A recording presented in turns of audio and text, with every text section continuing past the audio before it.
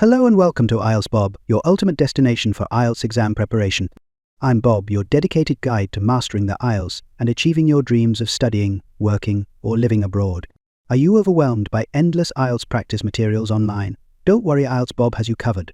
Here you'll find top-quality practice tests and expert tips to sharpen your reading skills and boost your confidence for exam day. In today's video, we'll dive into an IELTS short listening practice test with answers. Whether you're just starting your IELTS journey or striving for a perfect score, this video is tailored to help you succeed. If you find this helpful, don't forget to like, subscribe, and hit the notification bell to stay updated with the latest IELTS tips and practice materials from IELTS Bob. Let's unlock your potential and make IELTS success your reality. Are you ready? Let's get started.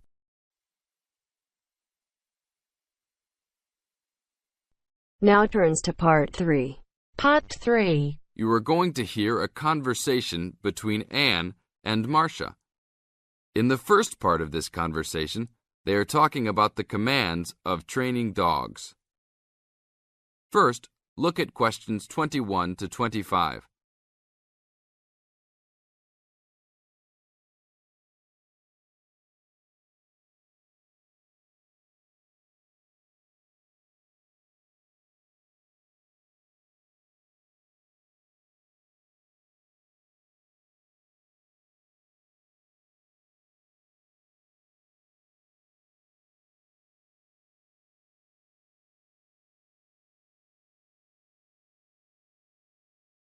Now listen to the first part of the conversation and answer questions 21 to 25.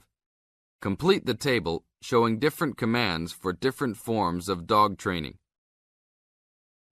So that research paper we have to do next, the one about how are different styles of training dogs, how do you think you'll approach writing it? You know, I've been thinking about it. I feel that the best way to write it is to divide the paper into two main parts. In the first part, we'd be analysing some examples of each style of training dogs. Right, what the styles are. After that we can talk about how each style can be used so that the dogs learn something different from each one. Indeed. Maybe we could draw a chart and compare examples of each style of training, one at a time. So the different kinds of training would be simple obedience training. There you would have things like teaching them to sit, stay in one place and so on. Right. So included in here would be simple audio commands like speak. Yes, basic commands are just spoken words, aren't they? And then there would be the more guard-oriented training, where the dogs are trained to know a specific place well. Patrolling and barking are probably the best examples, because most people have seen them in many places, especially in homes. And this would lead us to the attack dog training, which is physical as well as spoken, training the dog to knock someone down, and even biting if they have to. Right, so there's another category as well, sniffing dogs, which make up the searching category. I've read that in the UK, every major airport and government building has these dogs to search for all kinds of dangerous items. In the second part of the conversation, Anne and Marcia talk about all kinds of training and what kind of dogs they are suitable to. Look at questions 26 to 30.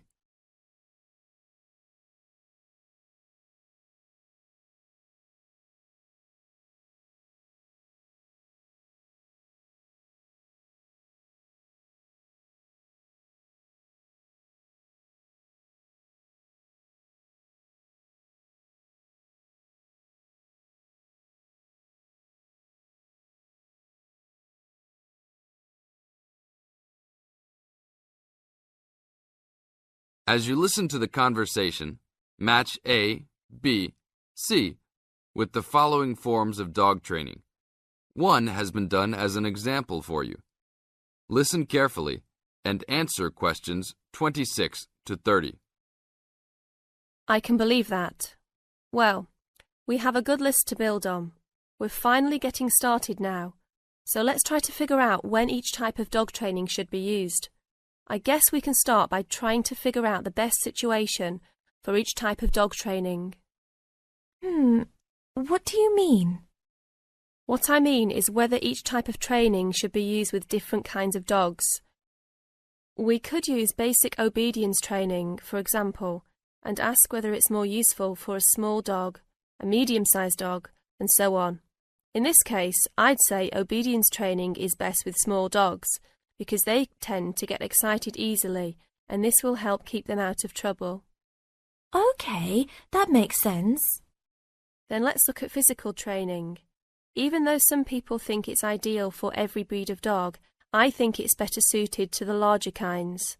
Small dogs usually just aren't smart enough to understand the physical commands, and they can even get hurt from them. The specialised sniffing training is the same. I think they're better with the more intelligent breeds of dogs, and they're hardly ever useful with really small dogs. Attack training, however, can be useful for every kind of large dog, as long as the dog is treated well and given a lot of care and attention. All right, and what about guard training? Barking is an ideal way for small dogs to guard a home. I know they aren't big enough to stop a person, but making some noise is often all a dog needs to do. Other kinds of guard training like biting, though, are different. I'd always plan to teach those to a smart dog, give them a chance to use their brains and defend their homes.